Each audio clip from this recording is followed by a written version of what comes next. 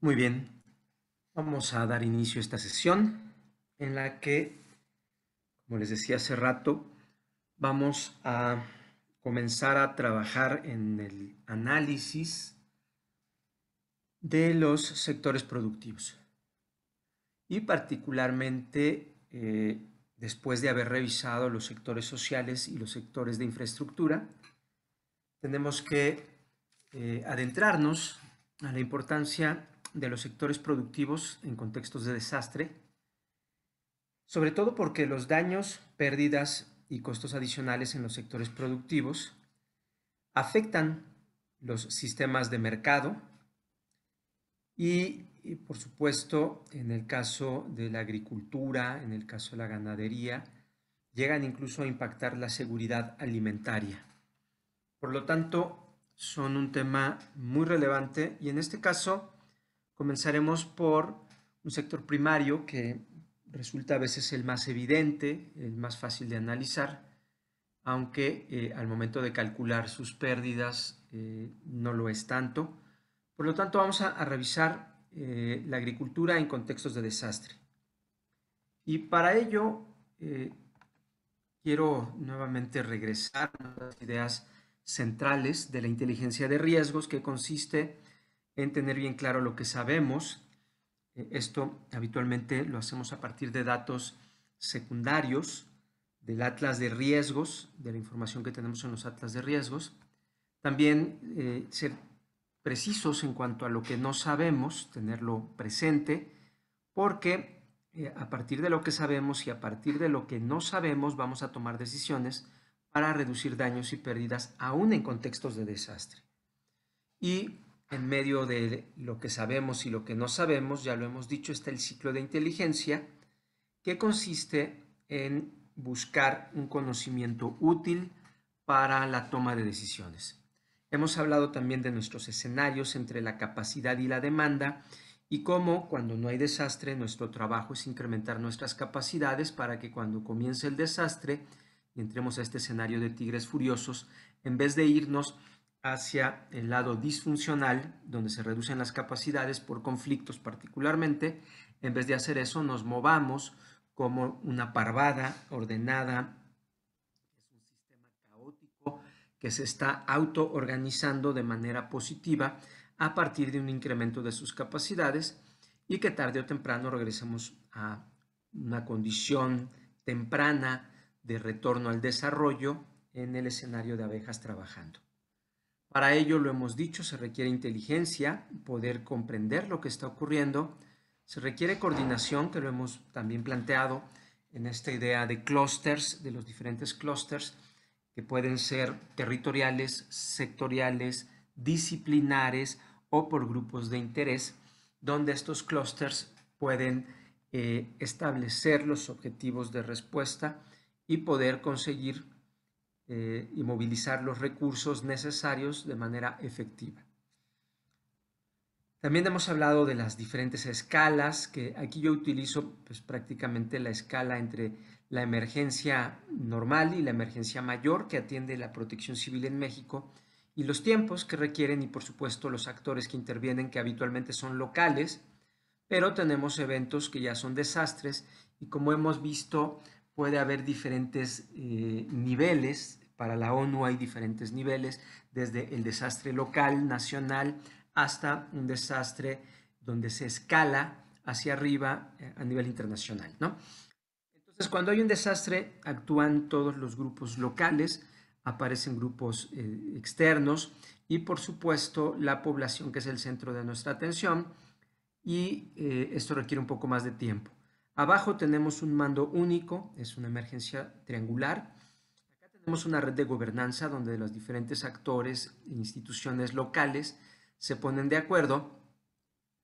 Y acá arriba, bueno, ya lo hemos platicado también, utilizamos un esquema de estructura de panal de abejas, donde hay un conjunto de grupos de trabajo, de células de trabajo, de clústeres, de mesas de trabajo, tienen muchos nombres, y que en conjunto cada uno de ellos integra el gran plan de respuesta ante el desastre, el programa humanitario también se le llama, y cada uno de estos clústeres tiene un problema, perdón, específico que tiene que resolver, y hemos visto que a partir del ciclo de políticas, en este caso expresado a través de lo que le llaman el ciclo del programa humanitario, pueden resolver cada clúster el problema que se le ha sido asignado.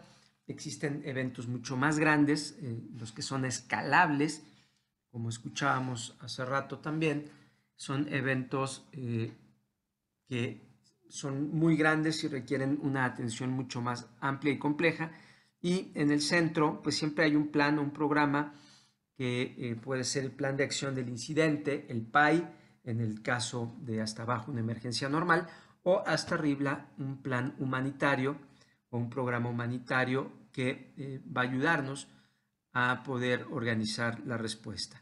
También hablamos de las necesidades de inteligencia y coordinación, que pues van incrementándose en la medida en la que subimos en el nivel de lo que atendemos, y por supuesto en todos los casos se requiere inteligencia, coordinación y recursos, recursos que tienen que ser solicitados de acuerdo a las necesidades, recursos que llegan de manera puntual hacia las actividades necesarias y planificadas, y nuestro programa del ciclo humanitario. Entonces está el ciclo humanitario, que comienza por la inteligencia. Esto ocurre, hemos dicho, cada clúster tiene que aplicar el programa del ciclo humanitario, o el ciclo del programa humanitario más bien. Y entonces hay inteligencia, hay una planificación estratégica que consiste en identificar las vulnerabilidades, las capacidades, y en medio están las necesidades que hay que cubrir, y esas necesidades se generan planes específicos para poder atender esas necesidades en particular. Se movilizan los recursos, pero son recursos planeados estratégicamente y que no surgen de ocurrencias, sino que vienen de un conocimiento claro o más o menos claro de lo que está ocurriendo. Y cada clúster pues tiene unos lentes distintos. Entre todos tenemos que tener unos lentes comunes, pero cada clúster utiliza diferentes lentes desde el territorio, desde el sector, desde las diferentes disciplinas y desde los diferentes grupos vulnerabilizados. Cada clúster utiliza lentes para ver lo que tiene que ver. Hace rato veíamos esta idea de los sistemas de mercado. Entonces, el clúster que va a hacer el trabajo de recuperación económica tiene que mirar a través de ponerse los lentes de empresario, de microempresario, de emprendedor, para poder entender cómo está operando los diferentes mercados, los diferentes sistemas de mercado, y poder incidir para quitar los cuellos de botella, las barreras que surgieron a partir del desastre, ¿no? Y hay que implementar todo esto y monitorearlo permanentemente, porque también hay que estar haciendo evaluaciones y generar transparencia. La evaluación, recordarán ustedes también, que se requiere siempre con las personas afectadas, que son el centro de la atención, instrumentos de transparencia para que ellos vean, para que ellos nos puedan decir si estamos bien, si estamos mal, si vamos bien o si nos regresamos, ¿no? Entonces, porque ellos son finalmente los destinatarios de todo este proceso. Hablamos de la complejidad, de cómo podemos mirar el desastre desde diferentes lentes, dependiendo lo que veamos. Y nosotros vamos a ver el desastre desde la forma en la que tenemos afinidad, desde nuestro territorio, desde el sector donde tenemos responsabilidades, desde las disciplinas que hemos estudiado, o desde el grupo vulnerabilizado o el grupo particular al que pertenecemos. Y por lo tanto nosotros podemos mirar muchos desastres dependiendo de lo que veamos, como los ciegos. Podemos ver un desastre con forma de colmillo, de oreja, de trompa, de abdomen, de pierna, de cola. Podemos ver muchos desastres. Lo importante es tener una mirada completa del elefante, pero entender que tenemos este riesgo de mirarlo únicamente a partir de unos lentes particulares. Y esto, bueno, hay diferentes formas de resolverlo a través de las evaluaciones, que puede ser conjunta. La evaluación conjunta es una evaluación única, con una metodología única y un solo reporte. Al final hay un reporte que se emite. Esto implica tener un clúster que puede ser por sectores, ya lo dijimos, o puede ser combinados, mixtos, una sola metodología y generas un reporte. También está la evaluación armonizada con múltiples evaluaciones, con indicadores comunes, metodología única y un solo reporte también. Entonces aquí vemos la diferencia es que pues cada quien va por su lado, aunque usamos una misma metodología y luego nos volvemos a unir para generar un reporte que podría tener esta idea de estar un poco fragmentado. Finalmente está la evaluación no coordinada, que es una evaluación múltiple. Cada quien va por su lado, cada quien usa sus lentes. El riesgo de estas evaluaciones no coordinadas es primero que no se haga una evaluación integral de todo el problema, que no se pueda ver todo el elefante, sino que se vean pedacitos únicamente del elefante y que acabemos en esto, que acabemos en que cada reporte pues mira un elefante distinto y entonces la ruta que vamos a seguir podría no ser la misma. Por eso la importancia de las evaluaciones multisectoriales, las evaluaciones por clúster y que pues, se permita al final una integración. Para eso utilizamos la pirámide de Sherman-Kent, que es la pirámide de la inteligencia, donde desde los daños y pérdidas los registramos a partir de muchos instrumentos y estos datos los unimos y los organizamos en un sistema de información que es analizada para generar conocimiento y este conocimiento se entrega a los diferentes actores para tomar las mejores decisiones para que la parvada se autoorganice alrededor de un conocimiento claro, pero también ese conocimiento tiene que ser rápido. Entonces, para que no se autoorganice negativamente el sistema, tenemos que responder con velocidad. Y para eso, bueno, está el ciclo de inteligencia, que tiene un requerimiento, un plan de inteligencia. Aquí, esto es importante, el requerimiento es qué necesitamos saber. Y eso, pues, tiene muchas preguntas, ¿no? Tiene muchas respuestas, perdón, y muchas preguntas también, ¿no? ¿Qué necesitamos saber? Pues depende el sector, el clúster, el territorio en el que yo quiera participar. Y por lo tanto, este requerimiento pues va a ser de muchos tipos. De entrada, necesitamos saber daños, pérdidas, costos adicionales y a quién afectan esos daños, esas pérdidas y esos costos adicionales. Afectan a personas vulnerabilizadas, afectan a los mercados, a quién afectan estos daños y pérdidas. Entonces, el requerimiento va específico sobre lo que queremos comprender. Por lo tanto, planeamos cómo vamos a entrar al territorio, a qué territorios vamos a llegar, cuál es el instrumento que vamos a utilizar, cuál es la tecnología que vamos a utilizar incluso para poder ir al territorio y obtener los datos. Una vez que tenemos este plan, pues lo aplicamos, vamos al territorio, recolectamos las cosas. Este trabajo puede tener muchos problemas, la recolección puede tener barreras, limitaciones. Eso lo vimos también cuando analizamos un poco MIRA, esta evaluación multisectorial rápida. Se procesa la información, se analiza la información, se genera conocimiento y este conocimiento se entrega a los diferentes actores, se disemina y se aprovecha el conocimiento a través de la explotación de la inteligencia. Ahora, atendiendo al tema de la agricultura, tenemos que regresar al manual de evaluación de desastres de la Comisión Económica para América Latina, que ya lo hemos dicho, es una evaluación sectorial y que se divide en tres sectores: los sectores sociales, los sectores de infraestructura y los sectores productivos. Entonces, en este caso, la agricultura, tenemos que entender que los cultivos pueden ser de diferentes tipos o de diferentes categorías. Están los cultivos de ciclo corto, transitorios o temporales, que son el arroz, el maíz, todos estos productos o estos cultivos donde pues colocas la semilla, crece y después pues tienes que volver a cultivar, a sembrar. Entonces, Hay otros que son de ciclo largo o permanente, como el plátano, el café, el limón, las manzanas.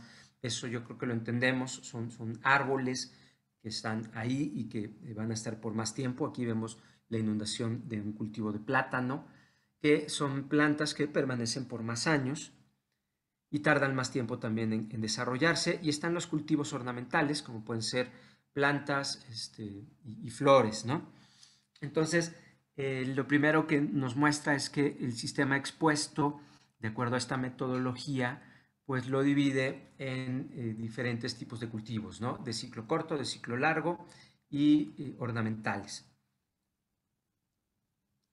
Por otro lado, el mismo manual nos habla que dentro del proceso de estimación de daños y pérdidas en casi todos los subsectores de la agricultura, excepto en el sector forestal, las estaciones de producción son un factor muy importante. Entonces nosotros sabemos que pues, las plantas pues tienen estaciones y estas estaciones determinan el momento en el que hay floración, el momento en el que crecen, en el momento en el que llegan las lluvias. Entonces hay estaciones y las plantas, por supuesto, están de algún modo vinculadas a esta estacionalidad, ¿no? Otro aspecto muy importante es que tradicionalmente los agricultores organizan sus siembras y esperan levantar sus cosechas basándose en las previsiones que manejan sobre la posible evolución de dos componentes básicos, la temperatura y la lluvia. Entonces, la planeación de las cosechas, la planeación de la siembra, se da en torno a las temperaturas y las lluvias. Y evidentemente hay un conocimiento tradicional también sobre estos ciclos, sobre estas estaciones y por supuesto que después de muchos siglos de observación el ser humano ha entendido cuándo llueve, en qué temporada hay que preparar la tierra, en qué temporada hay que colocar las semillas y eso depende en gran medida de la lluvia y de las temperaturas. Entonces este conocimiento ancestral pues es básico y también lo tenemos que considerar nosotros al momento de hacer la evaluación del desastre. Aquí vemos estas plantas, estas palmas que fueron partidas seguramente por el viento. Entonces, entre los cultivos transitorios, algunos pueden cosecharse 2 y hasta 3 veces en la misma tierra durante el transcurso de un año. Entonces, el arroz, por ejemplo, ¿no? Entonces, hay cultivos donde te dan 2 o 3 cosechas. Y hay cultivos que te dan una cosecha al año, ¿no?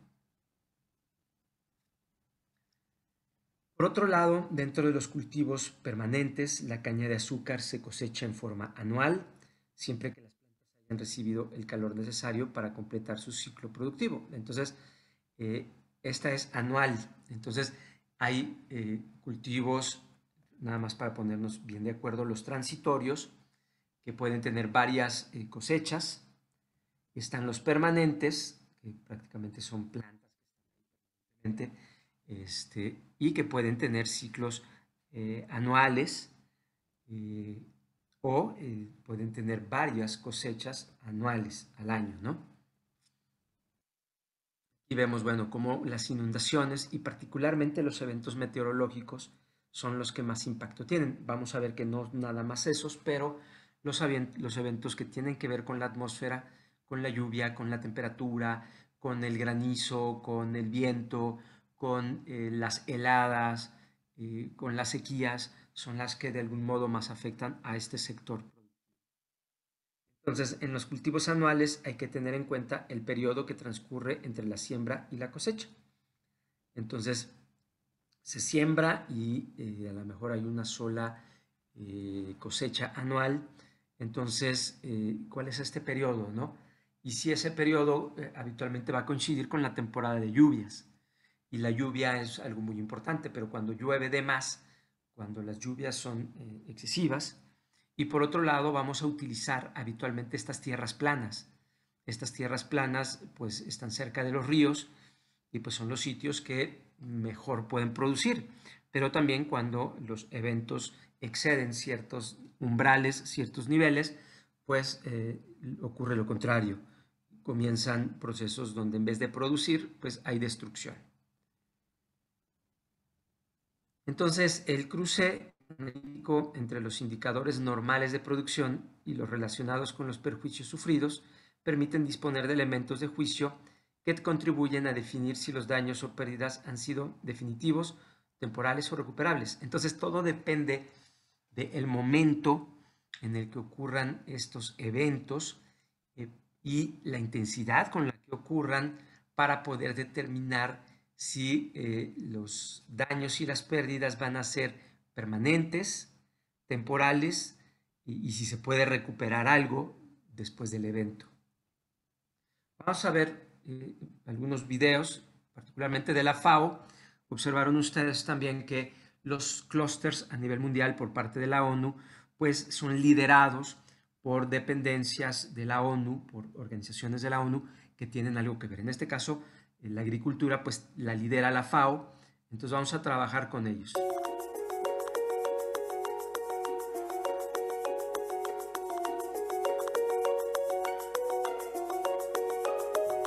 ¿Sabes qué es el fenómeno del Niño? El Niño es un fenómeno climatológico complejo que afecta a todo el mundo. Consiste en un calentamiento anormal de las aguas del Pacífico, vecino a las costas de Sudamérica.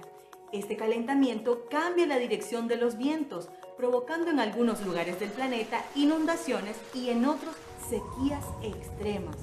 Pero el Niño tiene su otra mitad, la niña, que hace referencia al fenómeno opuesto, o sea, es un enfriamiento de las aguas en el Pacífico que provoca efectos contrarios. La presencia del Niño crea las condiciones favorables para que en algunos países se presenten sequías, como en Centroamérica, Colombia, Venezuela, Vietnam, Filipinas, África Austral y Australia, mientras que en otros produce inundaciones como en el Perú, Bolivia, Ecuador, Uruguay, México y África del Este. ¿Sabías que existen dos tipos del Niño? Las investigaciones recientes han demostrado la existencia de dos tipos de calentamiento en las aguas del Pacífico. La primera se conoce como el Niño canónico, que es la versión clásica de este fenómeno, y la segunda como Niño Modoki. Modoki es una palabra japonesa que significa similar pero diferente. La diferencia en este caso es que el calentamiento oceánico ocurre más al oeste de lo esperado, o sea, en la parte central. Esto es importante porque los impactos en el clima y la agricultura son diferentes. Para la región de Centroamérica y el Caribe, estas dos versiones del Niño influyen en el número de huracanes. El Niño canónico produce menos huracanes en el Atlántico y más en el Pacífico, mientras que el Niño Modoki produce más huracanes en el Atlántico. ¿Y cuáles son los impactos de este fenómeno en la agricultura? ¿Cómo nos está afectando? La FAO ha seguido al Niño bien de cerca y ha realizado importantes hallazgos. Te sorprenderán. Te contamos lo que hemos aprendido. En primer lugar, sabemos que para que el Niño afecte la producción de alimentos, debe reducir las lluvias durante las fases sensibles del ciclo de cultivo, siendo la más importante la floración y el llenado de grano. Sin embargo, no es tan sencillo como parece porque deben conjugarse a la vez varios eventos que son dinámicos. Las aguas del océano deben calentarse, la atmósfera debe ser influenciada por ese calentamiento y además existen variables locales que mitigan o exacerban el impacto del Niño.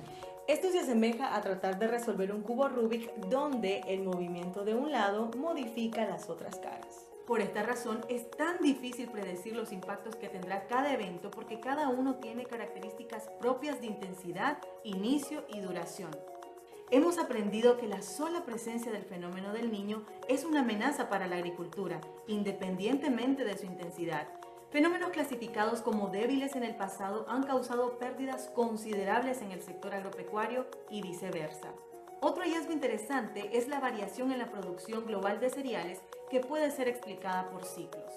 Esto hace aún más complejo comprender los impactos en la agricultura provocados por un evento aislado del Niño.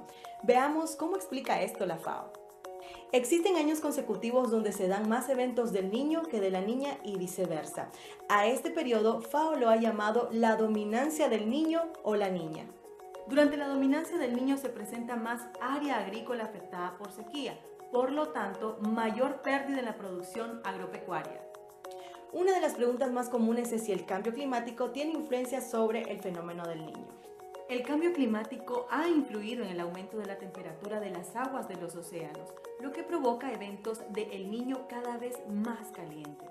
Los eventos recientes superan en intensidad a los eventos del pasado. Cada vez se acumula más energía en las aguas de los océanos, aumentando la intensidad de los huracanes. Otro hecho interesante es que se aprecia un distanciamiento entre los eventos extremos del Niño que va de 7 años a inicio de 1950 hasta 17 años en 2019. Eventos clasificados como sumamente fuertes se alejan en el tiempo. Sin embargo, eventos moderados son similares en intensidad a los clasificados como fuertes en el pasado, debido precisamente al cambio climático. ¿Qué propone la FAO para mitigar los efectos del Niño? Fortalecimiento de los sistemas de información agroclimática para la toma de decisiones a tiempo. Técnica para un manejo eficiente de los recursos hídricos.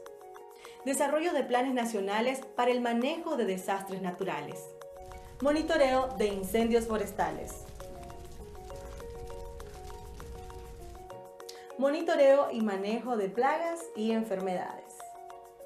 Y para concluir, una pregunta que todos ustedes se estarán haciendo: ¿se puede detener o minimizar los efectos del fenómeno del Niño? Lamentablemente no se puede detener, continuará afectando al clima y por ende a la agricultura, pero sí podemos prepararnos para ello y aprender a mitigar sus efectos negativos.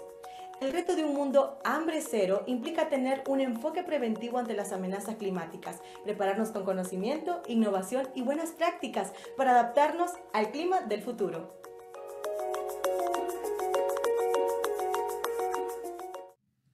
Muy bien, entonces hemos visto cómo los fenómenos meteorológicos, algunos de ciclo corto, otros de ciclo largo, pueden afectar la producción de alimentos y, por supuesto, generar daños, pérdidas y costos adicionales en el sector agricultura.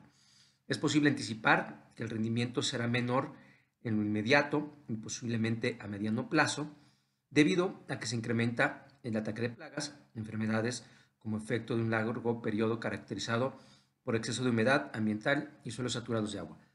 Esto ocurre porque los impactos en la agricultura no son puntuales. Es decir, puede ocurrir que se generen hongos y estos afecten 2 o 3 ciclos, o 2 o 3 años. Entonces, no solamente desde la perspectiva climatológica, sino desde las características y vulnerabilidades de las plantas y de los suelos, se pueden anticipar menores rendimientos a futuro. Otro factor que influye es la sensibilidad específica de las distintas etapas fenológicas de los cultivos frente a anomalías climáticas. Entonces ahorita ya lo dijeron claramente. ¿Cuáles son los momentos más sensibles? La floración y el llenado del grano. Este último guarda relación con el rol crucial que desempeñan las temperaturas máximas y mínimas respecto a los umbrales específicos de calor, humedad propios de distintas plantas. Es decir, las plantas requieren cierta temperatura y cierta humedad para poder producir de manera eficiente. Entonces, por eso es importante entender que estos cambios, dependiendo del momento en el que ocurren, pueden provocar diferentes rendimientos. Entonces, imaginemos que está el llenado de grano y en ese momento se detienen las lluvias, pues entonces no va a haber suficiente agua para que crezcan los granos, o ocurre una granizada o un huracán pasa justo cuando está florando, cuando están los cultivos en su floración. Entonces, bueno, pues tampoco va a haber suficiente producción.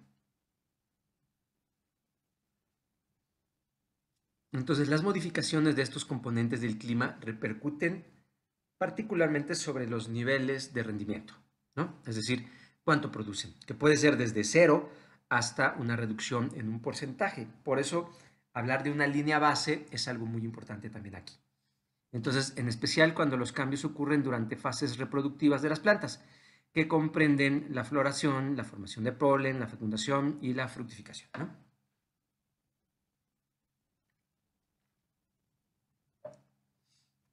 En tierras destinadas a cultivos permanentes, La combinación de heladas y sequía afecta la producción y la productividad.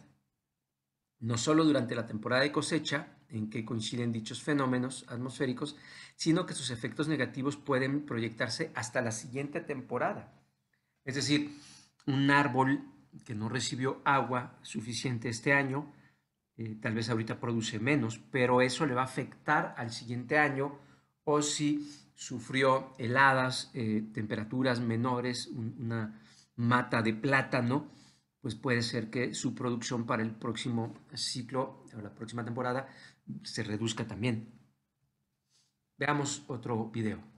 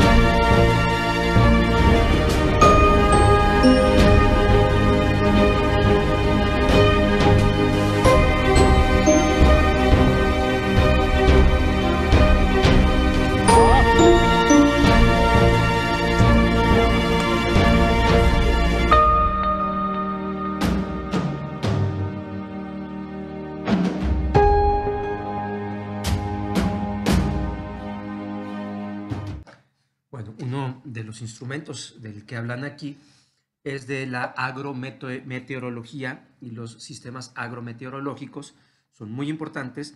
Yo debo decirles que en México la red más grande de instrumentación meteorológica no es del Servicio Meteorológico Nacional, tampoco le pertenece necesariamente al gobierno, sino que coordinada por la SAGARPA, los productores agrícolas son quienes más han invertido en México para tener estaciones meteorológicas y estaciones agrometeorológicas que permitan poder adelantar eventos que puedan afectar a los cultivos. Entonces, saber cuándo plantar, cuándo no plantar, qué plantar, eso es muy importante para la actividad agrícola. Entonces, en México es el sector agrícola el que tiene la red más importante de estaciones meteorológicas. Entonces, cuando se examinen con detenimiento los antecedentes disponibles sobre la producción nacional y por regiones de los cultivos, habría que prestar atención a la estructura agraria y al grado que alcanza la producción de subsistencia y la producción comercial. Por supuesto que la producción de subsistencia, la de las personas más pobres en el campo que viven de eso, es la más delicada en términos de vulnerabilidad. También se debería tener en cuenta la importancia de la producción bajo riego, la agricultura intensiva, la mecanización productiva, así como el grado de diseminación de los monocultivos y de la producción diversificada junto con los respectivos patrones de producción. Mientras más estandarizada sea la producción, si viene una plaga, si viene una granizada y todo era monocultivo, el impacto podría ser mayor también en términos económicos. Entonces, los más vulnerables son la producción de subsistencia, que podría afectar incluso y generar problemas de hambruna, pero por el otro lado, los grandes productores pues son los que más representan en términos económicos, ¿no? Entonces, hay que ver ambos ángulos, por supuesto. Este conjunto de antecedentes y otros aspectos explicativos complementarios ayudan a definir el estado de situación en el que se encontraba el sector agrícola en el momento del desastre y a partir de ello poder establecer una línea base. Necesitamos saber quién producía, cómo producía, cuánto producía y a partir de eso poder generar una línea base. En algunos casos, bueno, la pérdida es parcial, es una reducción en el rendimiento, pero en otros casos, bueno, es un daño total, ¿no? Los daños son evidentes desde el momento en el que ocurre el desastre y muy poco tiempo después. Ahí los vemos, ¿no? Ahí están los daños, es claro que se rompió, ¿no? En cambio, las pérdidas, que no solo dependen de la magnitud e intensidad de las afectaciones del fenómeno sobre los flujos de producción, pueden prolongarse durante días, meses o incluso años después del desastre.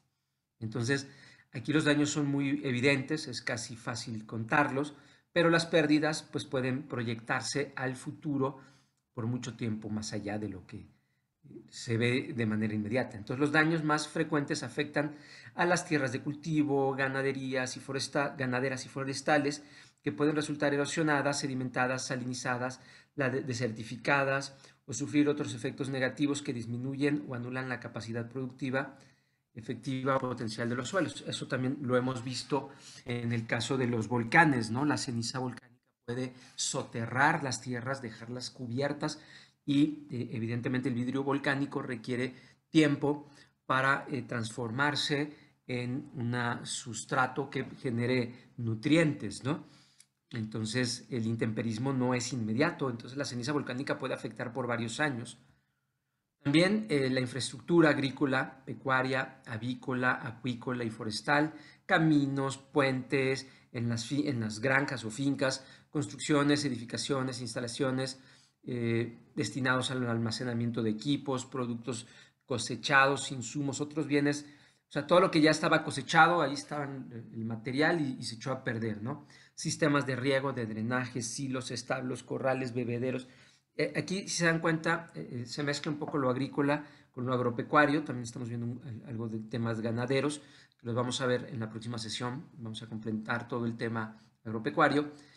Bueno, aquí vemos, esto fue el sismo de Mexicali, donde este sismo ocurrió en un valle, en un delta de arena fina, saturada por las aguas del río Colorado, del delta del río Colorado.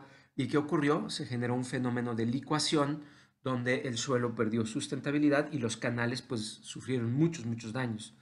Entonces los daños pueden estar en la maquinaria, equipos, herramientas utilizados en los sistemas de producción agrícola, pecuaria, avícola, acuícola y forestal, o como vemos también en la infraestructura hidroagrícola. Aquí vemos, estas son cultivos de plátano, matas de plátano que prácticamente se dañaron. Entonces estos son cultivos que no son por ciclos, sino que son permanentes y que, bueno, aquí ya vemos un daño permanente, ¿no? Los daños más frecuentes afectan a los cultivos permanentes, que pueden resultar destruidos y por lo tanto deben ser replantados, lo que implica que los niveles de producción pueden tardar años en recuperarse. Es decir, estas plantas, en lo que vuelves a cultivar otra y crece, pues pueden tardarse años en recuperarse. Aquí vemos este otro caso que es aguacate que no está acostumbrado a ciertas temperaturas, particularmente a las heladas, y sufrió efectos en Michoacán, ¿no? Entonces los daños más frecuentes afectan a las plantaciones de especies nativas o árboles exóticos destinados a la producción de maderas, redimensionadas, manufacturadas, estructurales para la construcción, para pulpa, todo esto, ¿no? Entonces estos daños ocurren con cultivos permanentes, como pueden ser, repito, el plátano, el aguacate o las maderables en el caso forestal, ¿no? Veamos otro video. Over 700,000 people lost their lives as a result of disasters between 2005 and 2015. Approximately 23 million were made homeless. The total economic loss is estimated at more than $1.3 trillion. The intensity and frequency of natural hazards is increasing through climate change. When we talk to farmers locally, they tell us about it. They describe it very precisely. So when a disaster like a storm or a flood or a drought hits them, vulnerable farmers, they can lose their entire livelihood base for the running but also for the coming seasons.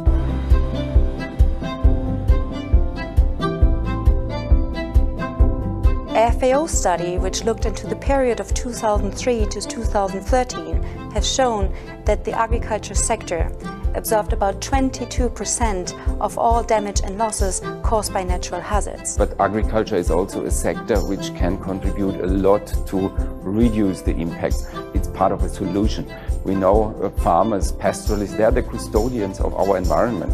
If they put sustainable practices on their land, a lot of disaster impacts can be reduced.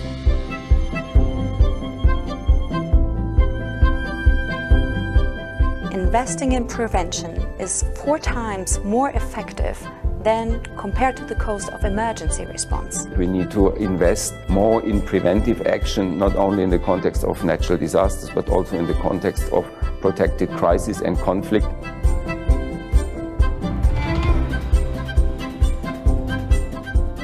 FAO supports countries that are highly affected by natural hazards in developing sector-specific plans for disaster risk reduction. We have a rich fundus of practices and technologies which can be applied to enhance the resilience. Like stress-tolerant varieties, resilient animal breeds, or advanced water management practices. There is a need to upscale practices. There is a need to enhance the access of the most vulnerable, particularly to the knowledge and to the practices we have. I think if we continue this way, if we move ahead, we will be able to build the resilience of our cities, of our farmers, of our communities and the world.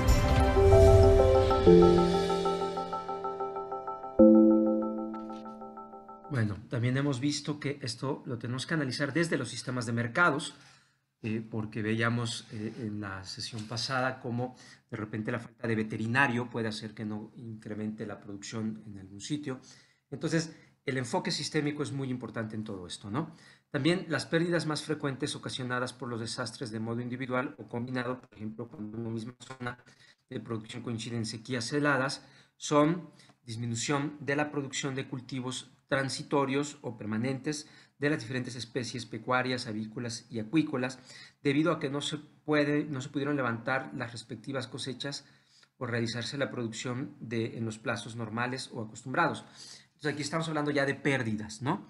Entonces hay una disminución de la producción, también hay una reducción de la productividad física o menores rendimientos que los normales en los diferentes tipos de cultivos transitorios y permanentes, en las especies de ganado, acuicultura y todo eso. Es decir, una sequía, por ejemplo, hace que el ganado pues pierda peso.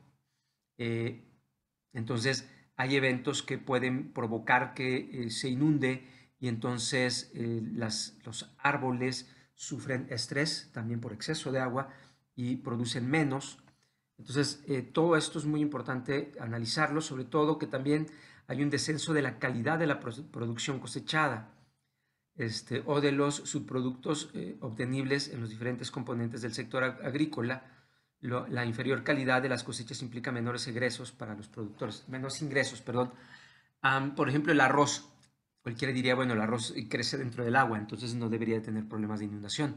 Pero ¿qué pasa en cierto momento cuando está el llenado del grano? Si se inunda, el grano va a crecer manchado y a nosotros nos gusta el arroz blanquito, esponjadito, no nos gusta el arroz amarillo. Entonces eso ya le hizo perder calidad y valor a la cosecha. Como consecuencia del desastre hay costos adicionales, es decir, se tiene que meter más dinero del que se tenía previsto debido a la necesidad de utilizar mayores cantidades de insumo para neutralizar los efectos de afectaciones sobre los cultivos, los hatos ganaderos y la infraestructura agrícola.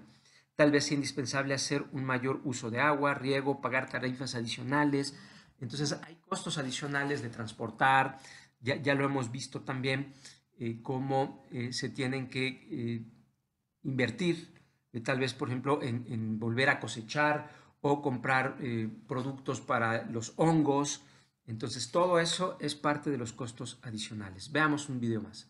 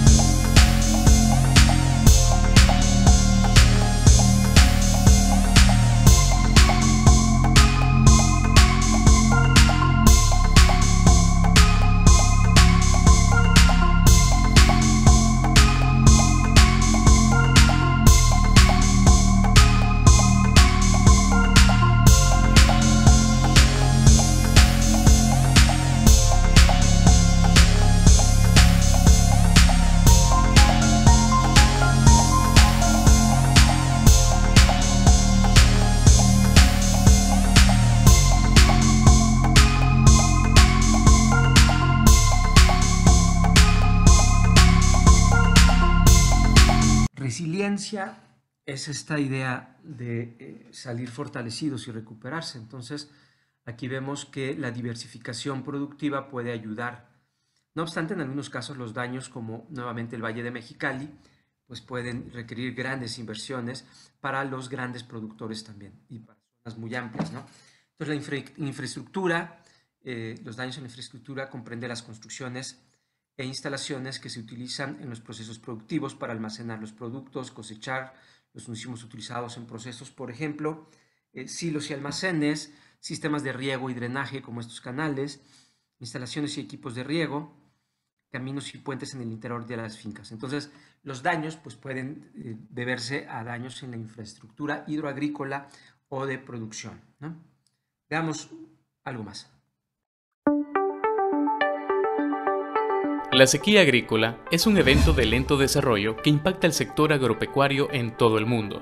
Por sus efectos en la producción de alimentos y en el acceso a los recursos, pone en peligro el sustento y la vida de millones de familias. Las pérdidas económicas asociadas a la sequía impactan en su mayoría al sector agropecuario. Entre los cultivos más afectados se encuentran los granos básicos como maíz, frijol y arroz, que son la base alimenticia de los pueblos mesoamericanos. La gestión del riesgo implica elaborar planes de prevención, mitigación y de manejo de contingencia de la sequía. Estos planes contemplan acciones de prevención ante alertas de sequía, como el uso de tecnologías para la cosecha de agua de lluvia. También incorporan acciones que permiten mitigar la sequía, como el uso de semillas de ciclo corto, cuando se prevé la presencia del fenómeno del Niño, y se consideran medidas de contingencia cuando la sequía alcanza niveles críticos, como la asistencia alimentaria o la implementación de seguros agrícolas. Para elaborar planes de manejo y políticas públicas, es oportuno contar con información georreferenciada y en tiempo real, que facilite las decisiones oportunas ante el riesgo de sequía. La FAO ha desarrollado un sistema de información que permite a los países monitorear la vegetación y los cultivos de su territorio, con información capturada vía satélite. Se trata de la herramienta ASIS, Sistema de Vigilancia de la Sequía Agrícola. ¿Cómo funciona ASIS? ASIS calcula el porcentaje del área agrícola afectada por sequía y la clasifica en leve, moderada, severa y extrema. Para hacer esta estimación, se considera la duración del periodo seco, la intensidad de la sequía y el área afectada. Para mejorar la precisión de la herramienta, FAO recomienda calibrar ASIS en cada país. Para ello, se incorpora información sobre la localización de los cultivos y pastos, utilizando imágenes satelitales. ASIS da gran importancia a las fases de floración y llenado del grano de los cultivos. Por esto, se introducen las fechas de siembra y duración del ciclo agrícola para cada municipio o distrito que se va a monitorear. Para reflejar la sensibilidad al estrés hídrico durante el ciclo vital de las plantas, se incorporan los coeficientes de cultivo. El rendimiento productivo en granos básicos es altamente dependiente de lo que ocurra en estas fases críticas del cultivo. Una vez calibrado nacionalmente, ASIS estima el porcentaje de área agrícola afectada por sequía en sus distintos niveles de intensidad y obtiene una evaluación del estado del cultivo cada 10 días, brindando mapas de fácil interpretación para los analistas de información agroclimática. Los resultados de ASIS se pueden complementar con pronósticos estacionales, previsiones sobre el fenómeno del Niño y estudios de vulnerabilidad socioeconómica de la población. Actualmente FAO está apoyando a gobiernos en todo el mundo para calibrar ASIS a sus condiciones nacionales y contar así con datos de monitoreo continuo que permitan tomar decisiones rápidas y oportunas frente al riesgo de sequía. La herramienta ASIS fortalece la labor de los ministerios de Agricultura, de Ambiente, los institutos de meteorología y otros actores clave en la gestión de riesgos. La adecuada gestión del riesgo de sequía protege los medios de vida de las familias y mejora la seguridad alimentaria de nuestros países. Nuevamente vemos cómo esta parte meteorológica, sistemas de información geográfica y sistemas de alerta temprana permiten tomar mejores decisiones. Nuevamente el Valle de Mexicali. Y el manual de la CEPAL nos dice que para estimar el valor de los daños causados a la infraestructura de riego, drenaje, se utiliza el siguiente procedimiento de cálculo. Obtener el costo medio estimado de reparación o rehabilitación de los canales por kilómetro lineal, buscar información sobre el número de kilómetros afectados por desastre. Los costos unitarios de restauración pueden recabarse de las instituciones nacionales o regionales, así como de asociaciones de usuarios de sistemas de riego, y luego simplemente lo multiplicas, ¿no? ¿Cuál es el costo por metro o por kilómetro? Y cuántos kilómetros se dañaron, lo multiplicas y ya tienes ahí un costo, ¿no? Veamos un poco más. Bueno, aquí no va un video, vamos adelante. Entonces, para estimar el impacto de desastres en cada cultivo, se debe calcular la disminución del valor bruto de la producción, que puede ser resultado de una menor superficie de cosecha y de menores rendimientos. Entonces, se cosechó menos porque se perdieron algunas cantidades de plantas y además los rendimientos pudieron ser menores o incluso la calidad, como lo decíamos, pero también hay tierras que son perjudicadas, aunque no se inunden, por ejemplo, pero el problema es que empieza a haber problemas fitosanitarios, ¿no? Plagas, hongos, que el exceso de humedad provoca, y a pesar de que no se inundaron, otros terrenos, otros cultivos pueden ser afectados precisamente porque comienza a haber enfermedades, ¿no? Veamos este otro video.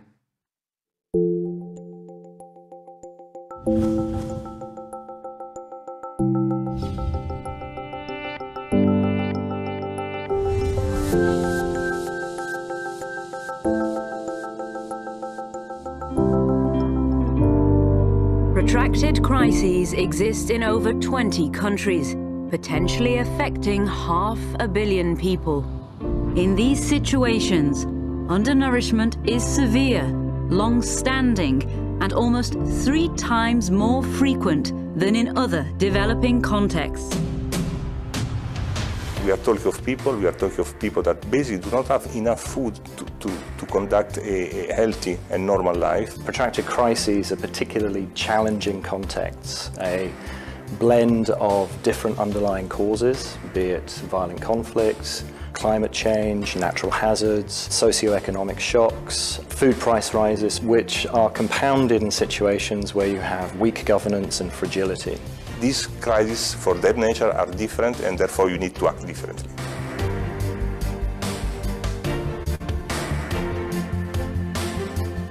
Life-saving is always going to be fundamental and critically important to humanitarian work. But at the same time, we need to be mindful and aware of building resilient livelihoods. Therefore, providing immediate relief and social protection to the affected population, at the same time creating the condition for a longer-term development.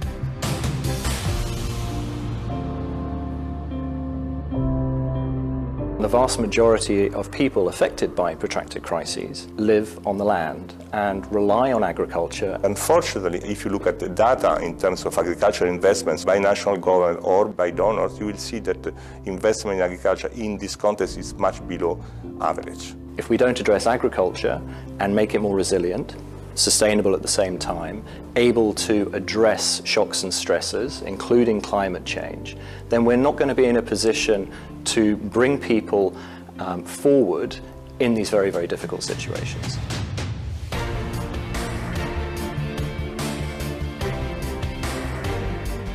It's brought together at the global level different stakeholders to agree on a set of principles that need to be taken into consideration when designing policies, programs and actions. You don't have blueprint for this kind of context, therefore you have to apply context-specific policy measure. I'm hopeful that we can help contribute to the underlying causes of resolving protracted crises. But it's going to take time, and it's going to take an awful lot of work, and it will take political commitment above all.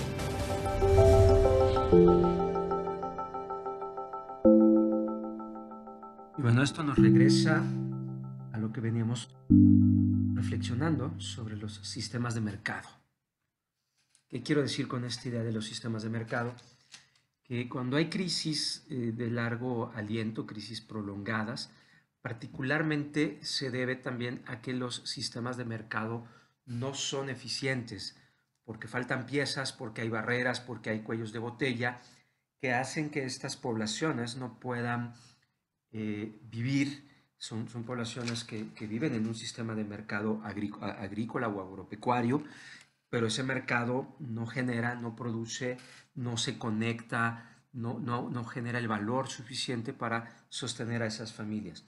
Por lo tanto, cuando hablamos de recursos, pues vamos a necesitar recuperar canales, vamos a necesitar tal vez en algunos casos dar apoyo alimentario, sobre todo a las familias que dependen de esta producción.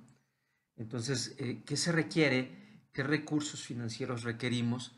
México tiene un área muy avanzada de gestión de riesgos en el sector agropecuario. Agroacemex es una institución que se ha encargado del tema de seguros agropecuarios, de modo tal que si los pequeños agricultores o los pequeños productores sufren daños, se les pueda restituir parte de ese daño a partir de un seguro contratado por los mismos gobiernos y por los mismos productores también con apoyo de ellos. Para eso se requiere particularmente instrumentos que le llaman paramétricos, eso los vamos a revisar posteriormente, que quiere decir que si por algún motivo en cierta temporada la temperatura baja de cierto nivel, automáticamente va a haber un pago. Entonces hay instrumentos de parámetros, hay un parámetro que puede ser la temperatura, el viento, pero para eso tiene que haber una red confiable que te permita medir. A veces eso es un poco difícil. Y hay otros seguros tradicionales, eso lo vamos a estudiar, porque el sector agropecuario en México pues, es uno de los que más efectos sufre y sobre todo tiene estos instrumentos de transferencia de riesgos particularmente. Entonces hay transferencia de riesgos, vemos que también hay todo un sistema de monitoreo de alerta temprana para detalles tan finos como pequeños cambios de temperatura para escoger cuándo plantar, cuándo no plantar. Sin embargo, la pobreza en el campo pues sigue siendo algo muy importante porque no se produce lo suficiente, no se genera el suficiente dinero y eso, por supuesto, tiene que ver con los sistemas de mercados. Por lo tanto, venimos arrastrando mercados agropecuarios donde no se paga lo justo, donde hay especulación, donde hay intermediarios y donde los pequeños productores tienen esas barreras y cuellos de botella. Cuando viene un desastre, eso empeora. O podríamos encontrar en ese momento oportunidades también, ¿no? Pero particularmente esto está relacionado con seguros. En México lo que se ha hecho es transferencia de riesgo. Y me parece que con esto damos por terminada la sesión de esta noche. Entonces, nos vemos la